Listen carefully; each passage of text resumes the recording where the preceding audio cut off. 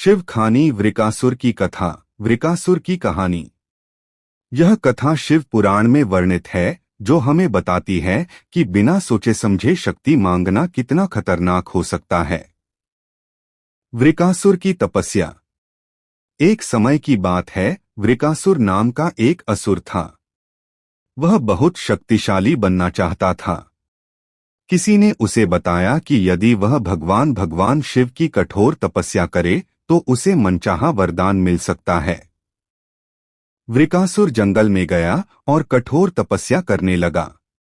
उसने कई वर्षों तक भोजन जल त्याग दिया, यहाँ तक कि उसने अपने शरीर का मांस काट काट कर अग्नि में अर्पित करना शुरू कर दिया।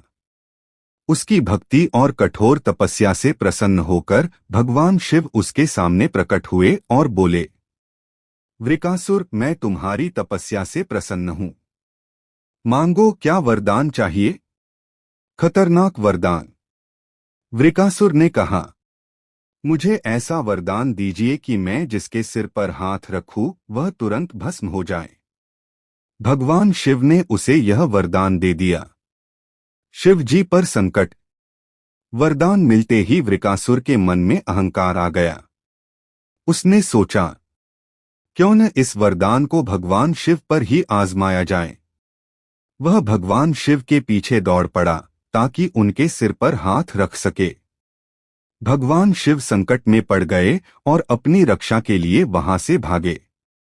विष्णु जी की लीला। तब भगवान विष्णु ने एक सुंदर ब्राह्मण या मोहिनी रूप का वेश धारण किया और वृकासुर के सामने आए। उन्होंने वृकासुर से कहा, क्या तुम्हें सच में विश्वास है कि भगवान शिव का दिया हुआ वरदान सही है? पहले तुम इसे खुद पर आजमा कर देखो। वृकासुर उनके शब्दों में आ गया और जैसे ही उसने अपने सिर पर हाथ रखा, वह तुरंत भस्म हो गया। शिक्षा मोरल। बिना सोच समझे शक्ति मांगना विनाश का कारण बन सकता है।